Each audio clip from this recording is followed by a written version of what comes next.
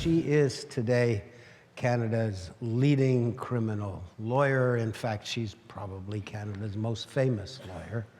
And that's because of her stunning victories in two recent high-profile front-page cases of long duration.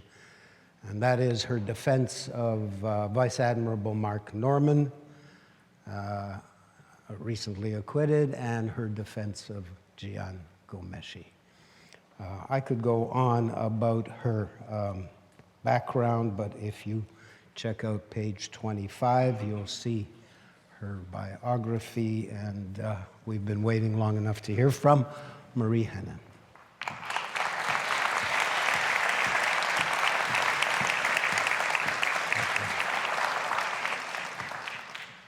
Thank you very much. Before we started this session, Moses asked me if I would now finally tell him what I was going to talk about, and I said no. So now I'm going to tell you, Moses. The topic of this session is democracy and freedom of speech versus the age of surveillance and disinformation. There are a lot of ideas, and that title alone, certainly enough to fill 3 days of ideas. But I want to talk about the first two of those ideas. Here's the thing, and I know I'm amongst friends. I admit that for years I had naively taken it all for granted, what we have in this country, the inherent decency of Canadians. I genuinely believe that. We are a non-homogeneous, multicultural country, and at the core of our value system, I believed at least, was fairness and decency and an extraordinary ability to have wildly different views or practices and yet to coexist. It never occurred to me that democracy was a synonym for majority will. I thought that democracy had layers to it. And not for a second did it occur to me that a government elected by the majority of the population meant a government that enforced the will of the majority to the exclusion of minority interests and protections. For me, democracy was imbued with principles of fairness and equity that did away with autocrats and monarchs and protecting the rights of the richest, the loudest, or those who were in the majority. And the truth is that when I started to think about all of this in earnest, I was all of 21 years old, an awfully long time ago, and going to law school for the first time. And at the time I was going to law school, it was in the heyday of charter litigation. The charter was awfully new. It was a baby. And so constitutional rights at the time I was going to school were being tested and defined and growing. In the 80s, our Supreme Court was putting flesh on the bones and clarifying our foundational values as a society. And the truth is that back then the fights were cleaner. Or maybe that is just wishful thinking on my part. You know, the way that we all look back on something, remove from it all and think, oh, those were the good old days. Maybe it's just a function of my age. But it sure felt that way. There were legal fights about some very foundational and incredibly emotional issues. But here's what happened in this country. Abortion was decriminalized. Gay marriage was legalized. Recently, the right to die was recognized. Prostitution legalized. And the amazing thing is that all of these things did not mean the catastrophic end of our society as we know it. There was no chest thumping. There was opposing views that were presented, and in the end, we as a society remarkably moved on, advanced. Some might argue we got better.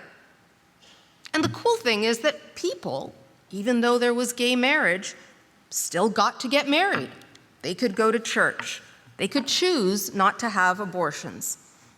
Because we knew that the recognition of one did not lead to an attack or demise of the other.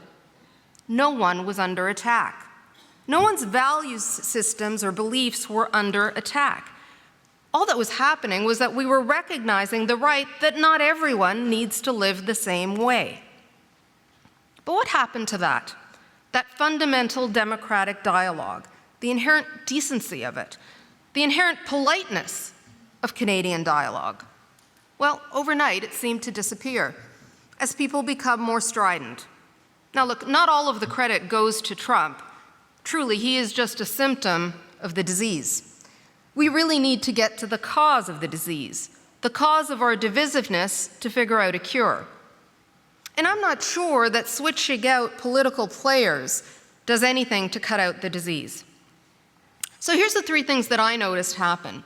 The democratic dialogue has been replaced with a digital screaming match. Our ideas of democracy began to unmoor from liberalism, and the concept of democracy was suddenly equated with populism. Or as some authors have called it, we see the rise of illiberal democracy. And thirdly, caught in the eye of the storm were many of the values and freedoms that were so essential to reconcile the success of a democracy with the protection of minorities, of the marginalized, of those who did not have the majority vote.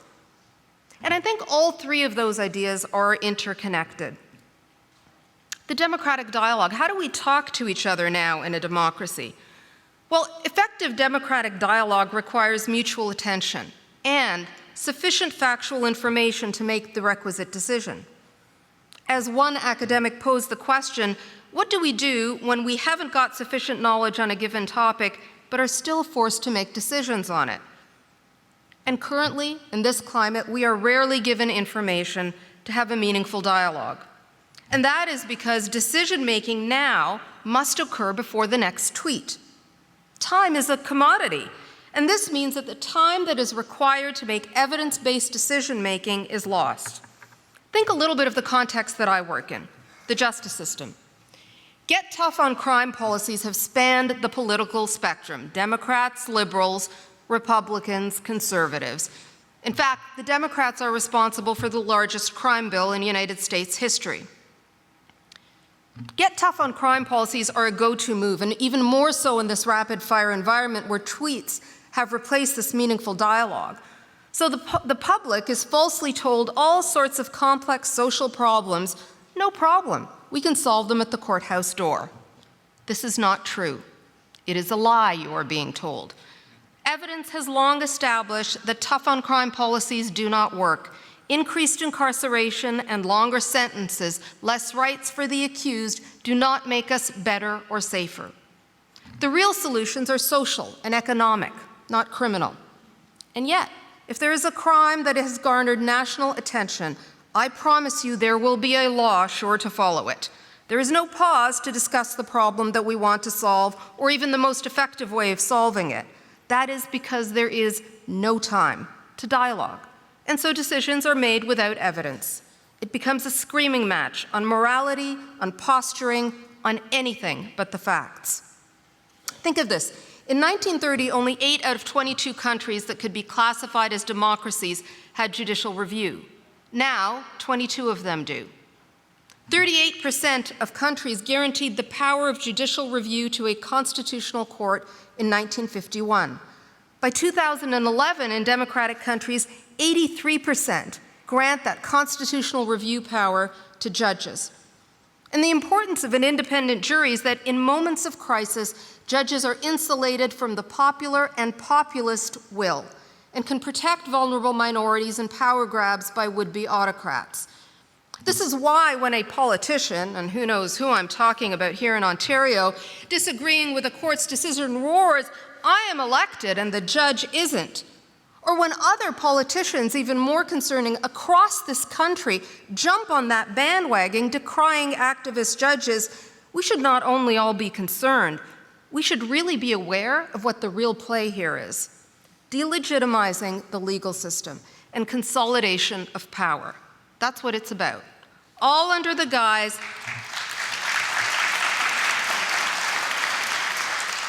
that this one elected official is the true voice of the people. That's a scam, friends, a complete and utter scam. Snake oil. Democracy is being equated with majority will on all issues. This is the populism or populist democracy we're seeing rising in rapid fire in Europe, in the United States, and in Canada. It seems as though we are at war with liberal democracy. And it's interesting to see that in a polling of millennials, 1/3 of millennials in the United States said that they valued majority rights over individual rights. That's the populist seepage.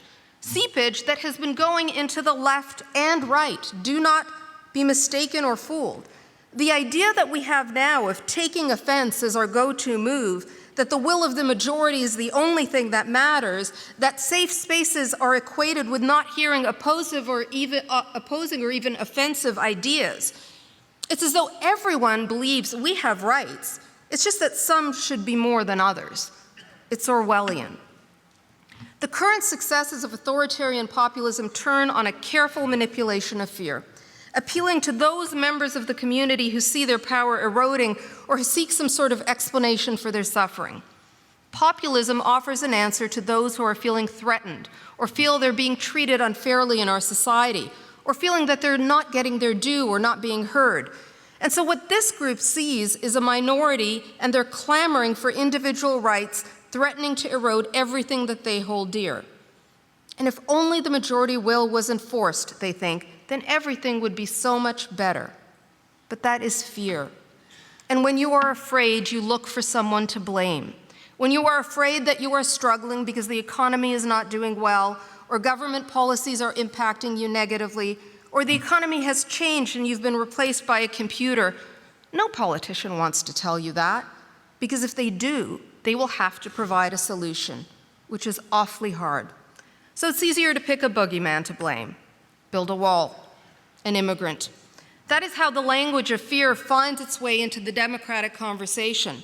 And you begin to believe that, yes, minority and individual rights are eroding my majority rights to thrive. So you have politicians of all political stripes trading on this idea of fear, fear of being unsafe, fear of a drug epidemic, fear of terrorists, fear of immigrants, you name it. And this leads me to my final point. The importance of speech in this environment when our values are under such an assault. When you are gripped by such fear, no matter how irrational a fear is, simply telling people to calm down or stop being silly does nothing to make the boogeyman go away. What it does is it stokes fear and creates a dissonance in the conversation. Fear is such an easy button to push, particularly when we are failing to offer a counter-narrative, to effectively convey another point of view. And liberal moral outrage is not a counter-narrative. It is just more yelling. It is like telling somebody having a panic attack to just calm down and listen. It won't work. We need to figure out a different way to quell the collective panic that is driving us as a society in the wrong direction. And so liberal values such as freedom of expression, a long fought for freedom, has been handed over to those who are anti-democratic. Those who have spouted offensive speech have cleverly manipulated ownership of the conversation and been positioned stunningly to stake the moral high ground, as though they are the defenders of free speech. And this allows them to shape the narrative. They are the defenders of free speech. They are the voice of the average person and the representatives of the majority. It is not true. It is an absolutely false narrative.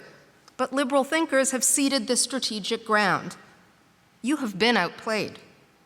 The net result is that we have created echo chambers where we can hear our own views bouncing around the walls all around us, and comfortably siloed in our own world, hearing our own views only, not being challenged, we lull ourselves into thinking that everyone agrees with us, or that those who don't are just foolish or stupid or don't really matter. But if the US election taught us anything, if the current political climate teaches us anything, it is that just because you don't want to hear it doesn't mean it isn't being said, or that it isn't being heard by others. And that is extremely dangerous. So unless we are prepared to step out of our silo and engage rather than be offended, even with the most objectionable of ideas, they will continue to be unchallenged and find a very receptive audience. You know, one can be devoutly committed to free speech without advocating, buying into, or accepting the nature of the offensive speech. That is because one of the many values of free speech in a democracy is that it exposes the wrong thinking and intolerant views to light and subjects those views to an important counterpoint. It is part of our diversity, the beauty of this country, because diversity is actually not a Catholic indulgence. Diversity is no indulgence at all. It's actually a necessity. More than that, it's a reality. It's you and it's me. It's a Kyrene Canadian who becomes a lawyer on a stage at this incredible conference. It is as democratic as anything, but it is not an indulgence. The thing that breathes life into democracy is ideas, ideas that are expressed and that are shared in a respectful, fact-based, and thoughtful way. So democracy, you might say, can only thrive in a city of ideas. Thank you.